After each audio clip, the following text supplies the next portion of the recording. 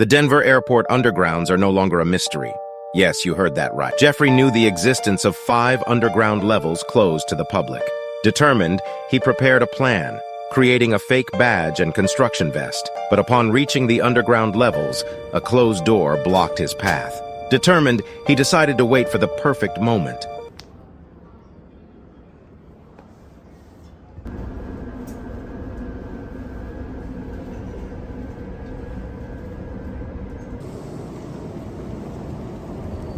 Welcome to Denver International Airport.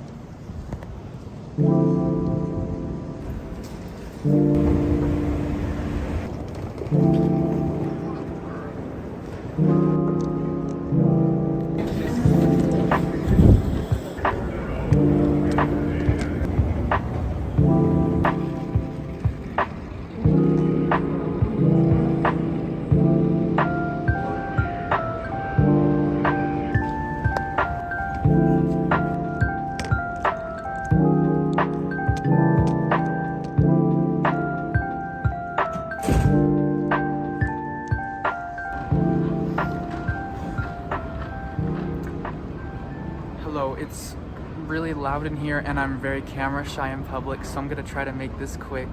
I'm here today at the Denver International Airport, as you can tell, and I have plenty of time here today, so I just figured it'd be interesting to make a little video about it, pass the time, and to give you guys some content.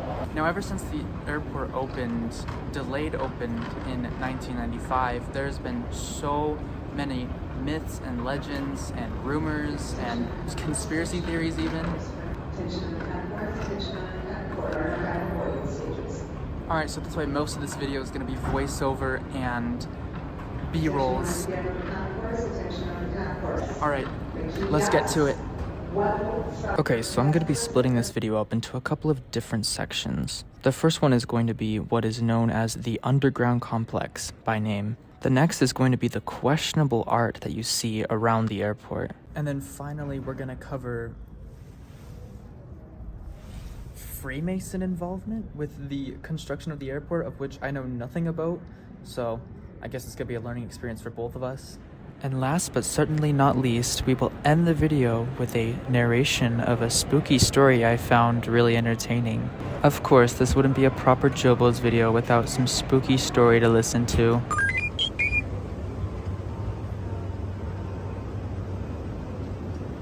I have a lot of respect for the Denver airport. It just truly feels like a different place than anywhere else in the world. Some of the biggest myths and conspiracies to come out of this airport is about the underground areas. Many even speculating that there's a mass underground system beneath its terminals and even its runway. Officially, we do know the airport has massive underground infrastructure. I take it up mostly to the fact that it snows here a lot, so I'd say for things like the baggage claim system that actually moves your baggage from your plane to the baggage claim area underground, it seems to be quite useful in the snow. It was a system airport officials were excited to show off to reporters until they actually did. And I also know for sure, if you've ever come to the airport, you know the infamous trains. These trains also go underground and through tunnels, so I guess that might be the closest most passengers get to see the underground complex. And while I can't explain what people mean when they say there's this type of stuff under the runways, I do have my fair share of bad experiences on that train.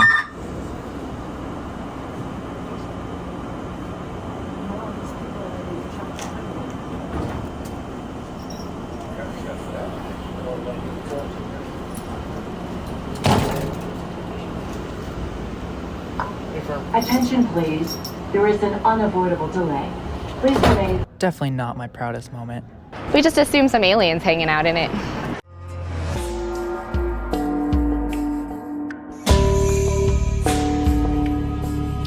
Alright, so where was I? So I'm on the search for what can be called the most famous or maybe infamous piece of art in the entire airport. It goes by the title of Children of the World Dream of Peace. And as you can tell by the pictures, it is a beautiful art piece about all the children around the world that have to suffer because of the hands of war and violence, put so benevolently here right in the terminal for everyone to see. It's almost impossible to miss. Eventually.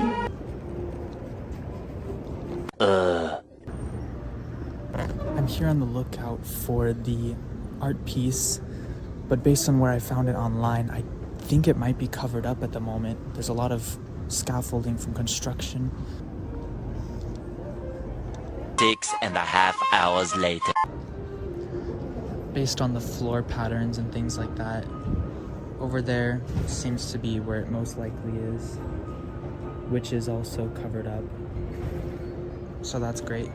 Now it's time to check out the art you can find around each of the centers of each concourse, each of them having a unique different style and pretty impressive artwork in my opinion. This first one found in A concourse is interesting. I don't really know what it interprets, but it does have the planet and across from it a roller coaster looking thing. I got no idea. As you can see, like for some reason, almost every shop here on the A concourse is like under construction, shut down or something.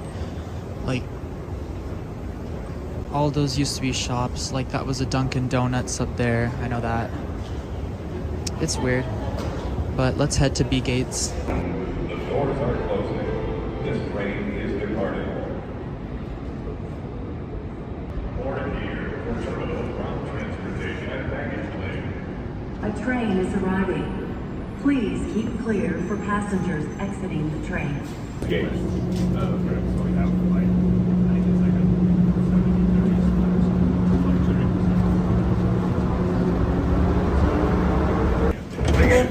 Watch your step. Please keep clear for passengers exiting the train. So this is John Jack. As you can tell, he was one of the first civilians to ever be put into NASA, and he was born here in Denver. I believe he was the person that said, "Houston, we have a problem," you know, that famous line. Now we're gonna head upstairs to check out that thing.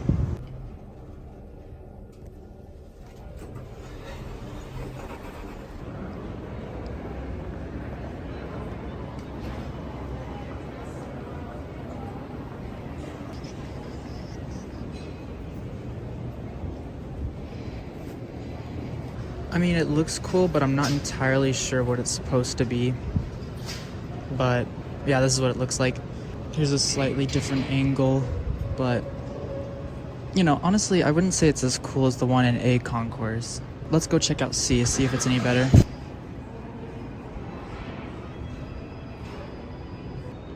Oh, this place looks fun. Too bad it's closed.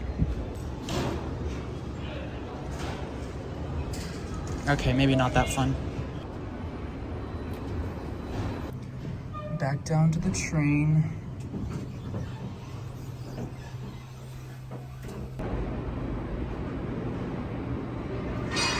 For all sea gates. A train is arriving. Please keep clear for passengers exiting the train. Please keep clear and hold on. We got the new train.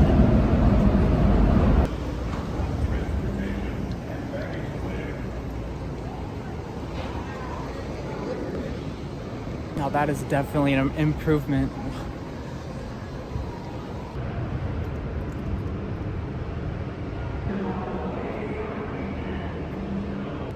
Back up to the mezzanine we go.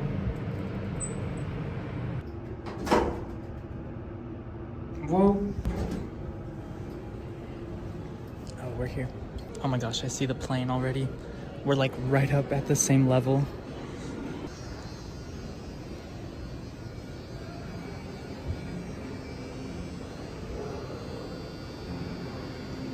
That's a lot of art just sitting here on the bridge. But I always get a little nervous recording like this because it's a long way down.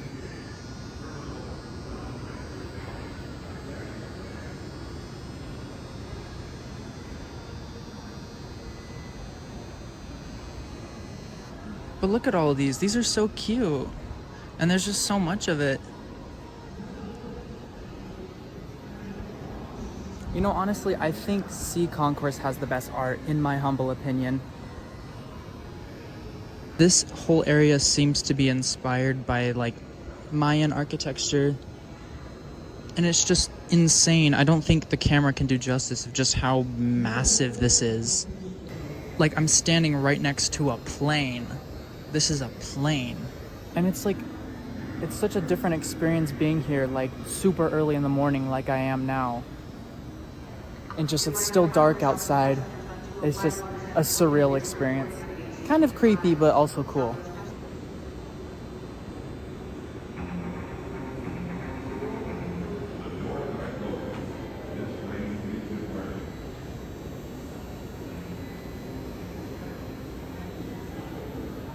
I want to see if there's any information about the airplane.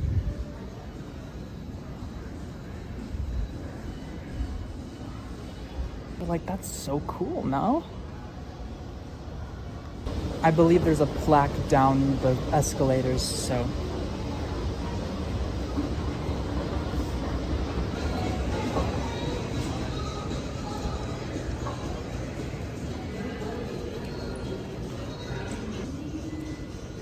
I think that's about the jet. So, pause to read, I guess. I'm gonna head out of here because there's just nothing else special. Just McDonald's and Starbucks.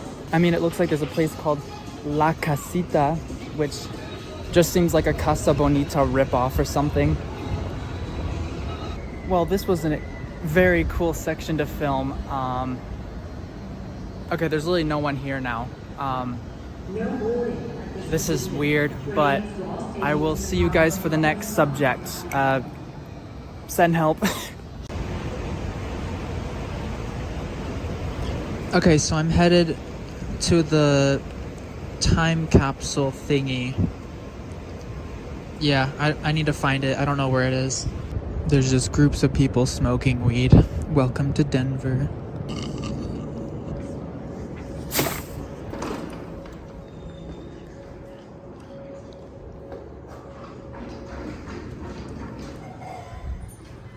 I don't know where it could be.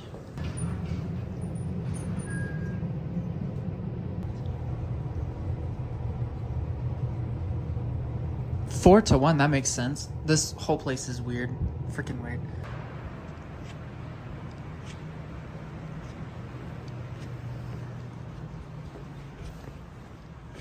Where am I? That's a bathroom. That's a bathroom. Alright, so after getting lost like forever, over and over again, I promise you this was like many minutes later, I finally think I found it. Well, I guess I found it, and it's literally right there where I started this clip, but I still have no idea what it means about Masonic, I don't even know. I'm gonna give up. And I later found out I was really dumb, as usual, because this was dated in 2013 when the original capstone is supposed to be on 1994 or something. So I'm guessing this was just added much later as like a fun little quirky thing. According to my notes, it says the key point of intrigue is the airport's dedication capstone. It says it's located in the same terminal and it bears the Masonic square and compass symbols, and as well has a reference to the New World Airport Commission, which sounds funny. But yeah, that one was dedicated in 1994 and it's supposed to be opened in 2094. So what's the big deal with this? If you know as much as I do, I have no idea about the Masonic, Freemasons, whatever they're called. But a lot of theorists believe that the Masonic symbols and mysterious inscriptions, they suggest a deeper connection to the secret societies or anything hiding in those underground bunkers or facilities, and a more broad agenda tied to global elites and, you know, maybe a place for them to hide when the world ends inevitably. All I'm saying is, if I can get into that from working here and survive the nuclear war, that would be fun. And now it is time for a spooky story. A bit of a disclaimer that this story is a work of fiction. Please support the author. Thank you.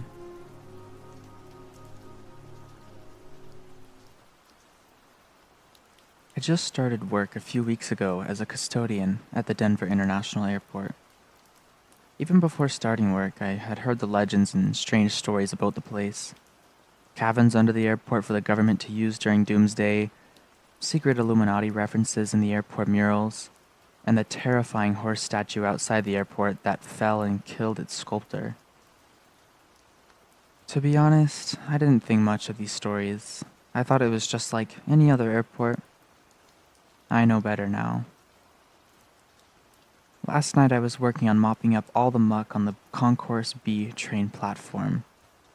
Glad that this was my last task for the day before getting to head home. Looking at the clean platform with exhausted pride, I took my cleaning cart and rolled it towards the closet, opening it with my key. Not wanting to get yelled at on a Monday, I checked all the cleaning supplies on the cart and made sure the mop was fully dry. I smiled, happy with my work, and turned around to catch one of the trains back to the terminal. That's when I noticed I was alone on the platform. It was the evening, but usually at this time on a Friday there was a lot of hustle as people flew back into Denver from work trips or flew out for vacations. I didn't think too much of it though, and just assumed I was lucky to hit a lull. I leaned against the wall next to the side of the platform for trains heading back to the terminal, started imagining what I'd buy for dinner. The train arrived with a hiss and the doors opened.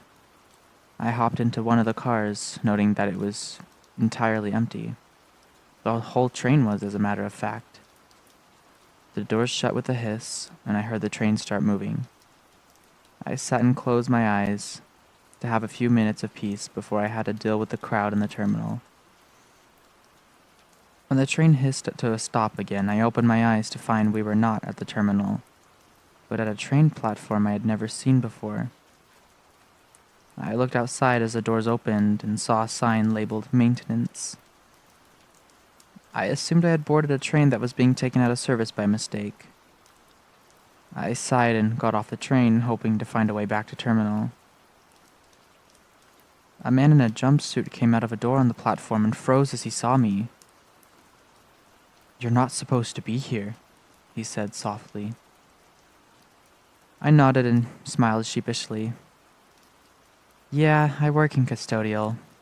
I flashed him my employee badge. "I was trying to get to the terminal and hopped on the train by mistake. Can you help me out?" He nodded. "Sure, it happens all the time when we take trains down for maintenance. Just through that door and follow the line on the floor and you'll end up in the terminal. And don't worry, I won't mention it to anyone. We all get turned around at some point." I thanked him and went through the door. On the other side, there was a corridor that had red, green, and yellow lines on the floor, all branching out from the door. On the ceiling was a sign with what color you should take to reach each destination. After reading the sign, I took the red line for the terminal and followed it around a corner. As I walked the empty hallways, I started to feel uneasy. The corridors were spotless, but none of my coworkers have ever talked about cleaning down here. I tried to calm my fears by reminding myself that I was new and still didn't know the entire airport. But no matter how much I tried to comfort myself, I just couldn't shake the creepy feeling. At the end of the red line, I found a door, but it was labeled maintenance office, not terminal. I looked up at another sign and realized I had misread. The terminal was at the end of the green line, not the red one. I groaned, not really wanting to walk back the entire way I had come. I decided to hell with it. I'd just see if anyone in the office could help. I knocked, but no one answered, so I opened the door. The room seemed to be set up like some kind of control room, with monitors and computers everywhere. On some of the monitors, I saw video feeds from the various train platforms, and on other diagrams that looked like blueprints of some kind. As I kept looking, I gulped. On one of the monitors was a still photo of me from the train platform along with my personnel file. This should have scared me, but before I could think about it too much, I became preoccupied with what I found on the last monitor's video feed. The feed showing a large room with a green line leading from the door up to a strange-looking chair suspended from the ceiling, with what appeared to be a giant covered manhole underneath it. Two men in jumpsuits were on each side of the door, with a white man in the suit stood next to the chair. My blood ran cold as I realized that if I had followed the instructions correctly, I would have ended up in that room. I should have ran, but instead I just froze in fear, my heart pounding in my chest. I was roused when I saw the door on the screen open and a man with a roller bag entered the door. He seemed confused about where he was, but before he could react, one of the men by the door shoved a taser into his side. The traveler collapsed to the floor, and they carried him to the chair, strapping him into restraints as he tried to struggle. One of them opened the manhole, and an unnatural purple glow radiated from the opening. I could see the captive man's eyes fill with terror as he looked down. The man in suit pressed some buttons on the wall, and the suspension cables above the chair began to lower into the hole. I stared, entranced and horrified. I could see the empty chair coming back up from the manhole when the maintenance worker I met on the train platform came into the large room. He looked angry and began shouting at the others. After a few moments, everyone except the suited man ran out of the room, and I knew I had to get out of there. I stepped out of the door and back into the corridors. I could hear footfalls and muffled voices echoing down the halls. I didn't have much time, and I had no idea where it was or how to get out. I figured my best bet was to follow the yellow line and hope that whatever it would take me would somewhere I could hide. I ran as quickly as I could down the hallway, following the yellow line. I felt my lungs burning, but I kept up my pace. I could hear the footfalls and voices growling louder behind me. I didn't know what my fate would be if they caught me, but I knew it involved whatever was under that manhole. The yellow path ended at a door labeled "Yellow, no exit." I turned the handle only to find it locked. I rammed my body into it, and it shook some, but didn't open. The footfalls were louder now. I guessed only just around the corner. I kicked the door in desperation, and it burst open into a hallway near one of the bathrooms in the terminal. I ran out into the terminal and did my best to blend in with the evening travelers. I glanced behind me and saw 3 of the men in jumpsuits looking around the terminal. I tried to stay inconspicuous and waited until I was one of the exits before I ran towards the bus stop and joined the line to get on it. As I sat down on the bus, a traveler with a roller bag bumped into me and sat down next to me. He smiled at me. "Sorry about that," he said. "I'm just so grateful to be out of the airport. It felt like I'd been there forever." I glanced out of the bus window and found one of my pursuers staring at me as the bus drove away. I smiled at the man sitting next to me and said, "Me too." Welcome to Denver International Airport.